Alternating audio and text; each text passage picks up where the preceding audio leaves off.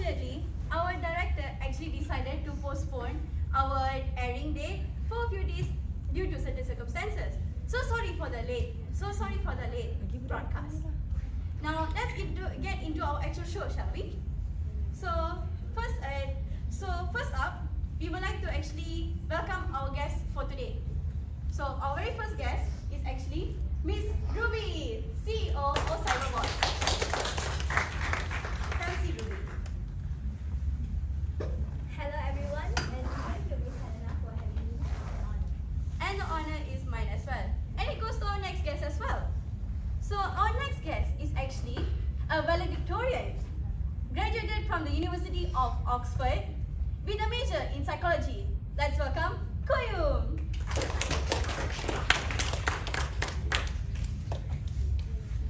Hi. Thanks for having me at this lovely show. It's nice to meet you guys. And it's nice to meet you too, Koyum. Next up, we have our next two guests here a little bit more special. So next up, we have a YouTube star, me.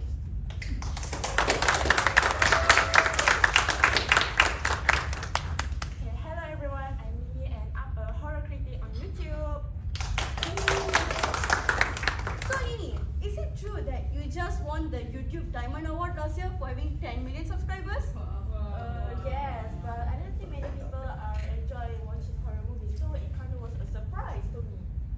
Wow, it really is.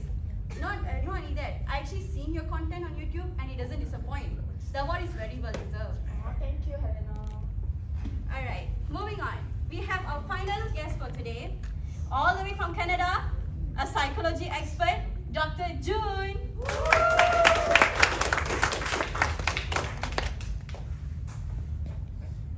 Hello everyone, I'm very glad to be here. Hello Helena. Hello, Doctor. It must be a long way here from Canada, huh? No, you actually get used to it in this line of work. Besides, I'd say that the excitement of being here far outweighs any fatigue I might have. Wow, that's so sweet of you. And I'm really pleased to have all of you here on my show. It's going to be a thrilling day indeed. So, as you guys know, today our theme revolves around Halloween, right? Yes, the Halloween episode. So let's start off this discussion with a very cliche question we always hear in this spooky month. Any of you guys actually experienced anything to do with haunted or horror recently? Of course. And that's very funny of you, Helena. You should be asking me that question because I've been haunted by this moment every day. What? Yes, really, indeed. The other day, as I was walking back home, I could hear someone was approaching me because their footstep was really approaching closely and closely to me. When I turned back, I saw a figure which was fully covered with black. From the tip of the head to the tip of the toe, everything was in black. Imagine if you are in my shoes, what would you think?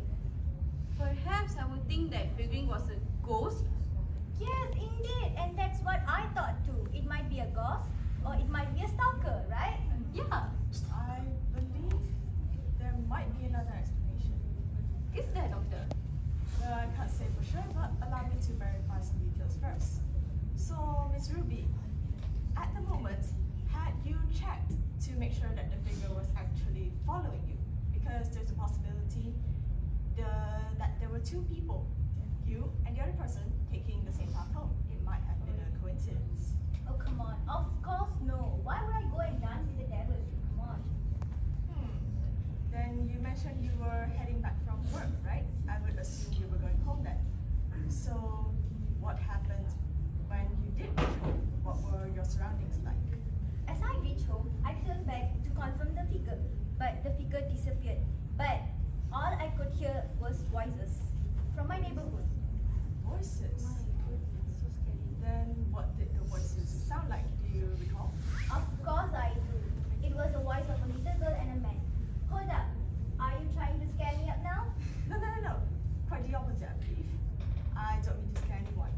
So, I actually believe there's a different side to the story, and here's my take. I believe the figure following Miss Ruby home was actually her neighbor or someone from her neighborhood.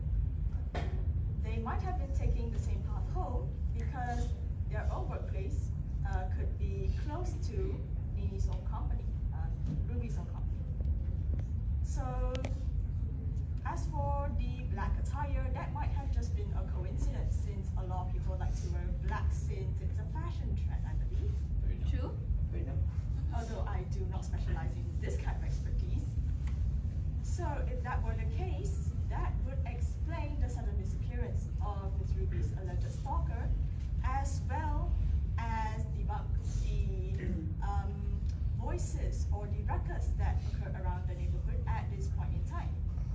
The man and the girl very well may have been the man's daughter welcoming her father home. Yes, that's what Oh, yeah, I remember. There was a guy who was working 2 blocks down to the She has company. a point. 2 blocks down, you say? Yes. Well, then I'd say that solves that mystery. Good to know you are being stalked. I think I find it funny because sometimes when I was a kid, I have this kind like of imagination, imagining things that until my head becomes cuckoo. Wait, hold on. You said cuckoo? Are you trying to tell me that my No, imagination no, ma'am, is tiny? ma'am, no, ma'am. Oh, That's not what I come mean. on, yeah. You have Ma'am, no respect for your I'm sorry, seniors. ma'am. I'm not. It's I'm fine, not trying to insult you, honestly. ma'am. Guys, settle down, settle down. Remember, guys, it's a talk show. And we see things, we hallucinate things, and we might come into conclusions easily. That's okay. That's what makes us who we are. That makes us human. It's okay to be that way sometimes. Yes, I agree. It's a fundamental part of human society. And additionally, it does help protect us from any potential dangers. It's a very useful reflex. But I digress. I believe you were on another topic for this. Exactly, doctor. Thank you very much. So since Koyu, you were about to share your experience back then, right? So why don't you share your story to all of us? You guys want to be interesting, right? You guys might be interested, right? Yeah. See? They want to know. Finally, I get my chance to speak. Oh my. Let me tell you a little bit about my experience when I was a kid. So, before that, can I ask you guys a general question? Do you guys think that most of kids are afraid of darkness? Yes, I see. Yes. Okay, same as goes for me. But most of the child, they were scared of darkness because they cannot see literally anything. So they are defenseless without their parents. But in my case, I would openly go cry or scream because I cannot do anything. So you cannot blame me. I was a child. Yes, I'd say that's a very reasonable assumption. Childhood is actually the stage where a person is at their most vulnerable. Hence, to the audience, that's why your parents have to care for and nourish you throughout that stage of life, because you are unable to do it yourself, and that is perfectly okay. Aside from that, I say it's only fair that some people are scared of the darkness, since you cannot perceive any potential threats that may be lurking, and therefore have no way to combat or engage. So this applies to not just children, but certain adults as well. It is applicable to all ages. For a more scientific term, I believe it is called nyctophobia. Ah, exactly. Just like what I've learned in my studies. Do you guys know the movie that is called Monster Inc? Ah, yes, a classic. Very nostalgic. That classic movie has become one part of our childhood, right? So, as I recall, when I was a toddler, after I watched that movie, I couldn't look at my closets as the same way as before. Do you guys know why? Because whenever I take a peek at my closets, I would be imagining things that there is like somewhat like a monster hiding inside it, waiting for me to go near it and open it, and they jump out from the closet and eat me, something like that. Oh, come on, that's fun. That's really fun. But Koyu, what actually convinced you to actually feel that way? Have you experienced it in real life, perhaps? I think from my old memories, I think yeah, there is one. At that time, I was playing online games with my friends, Ifan, until late night. So, of course, my parents already sound asleep, and the lights were already off. So the dark situation comes again. Yeah. When I was playing, I noticed that something was moving, passing through my bedroom door at the corner of my eyes. Oh my god. I see it passing through. Even though there's no light, I can see it barely fading shadows because there is a moonlight coming through from our house windows. So I can see a fading shadows. Even though I'm a little bit scared. I am right now. My curiosity urged me to go and check what it is. What is this then? I'm assuming it's not that monster, that kid eating monster you mentioned, right? The fact that you're still here. Yeah. I believe that. You're right. Because it's just my cat running around and chasing Just a cat. something that I would assume it as a mouse. I- So I almost got a heart attack. I think. Oh dear. Heart attack? A heart attack? That must have given you many nightmares. Did it? Actually, I have nightmares, but sometimes, not often. But I assume that most of us already have a nightmare. Yeah. So, but in the case of a child, the nightmares would be something that they would think it could be real when they woke up, so they can be real to them. So, for us, it's depend on us actually to how we're going to interpret our dreams while we're going up older. True. And thank you so much for actually not only sharing your honest answer and your experiences, but also it actually gave great advice, practical advice. So I really hope that all of you guys watching this can actually get a thing or two from Koyu. You're welcome. Alright, moving on.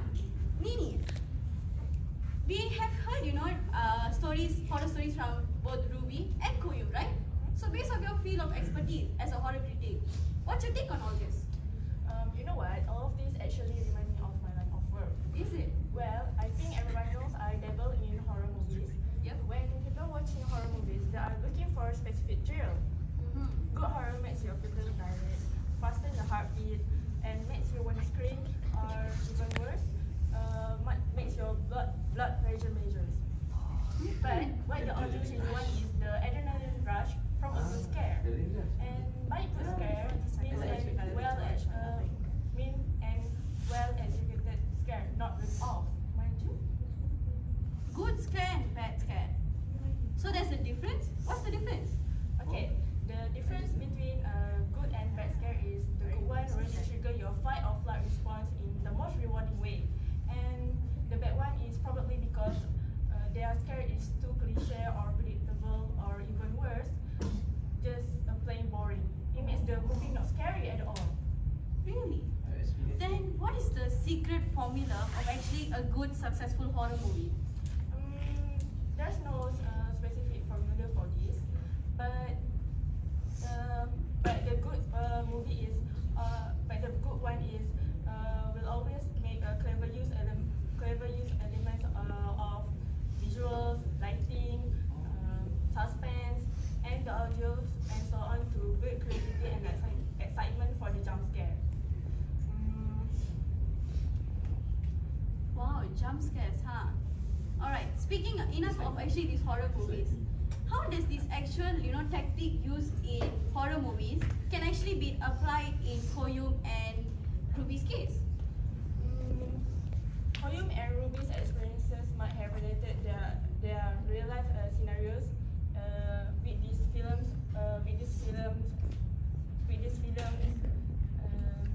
Tactic, you mean? With this film tactics. Nevertheless, I noticed that Koyum is taking his experience easily, while on the other hand, Ruby is taking her experience. Ruby's experience has gotten the best of her. Yep. So, Why is that so? I think because of the statistics show that males tend to enjoy horror movies more than females do. So it kind of explains why Ruby character is more fearful compared to Koyu. Okay, that's new to me. That's new. And I think that's all I can conclude for now. Thank you. I see. That's very interesting. Yes, Dr. Jun, you were saying something? Yes, I believe it's quite fascinating since Nini actually summed up what I wanted to say, except a little more concise. And all it's missing is a label. I see. Maybe Dr. Jun, you can explain loudly to the audience so we can know what you're trying to say. Well, to take Mimi's case as an example then. So the term I would use to sum all this up is false alarms. Yes,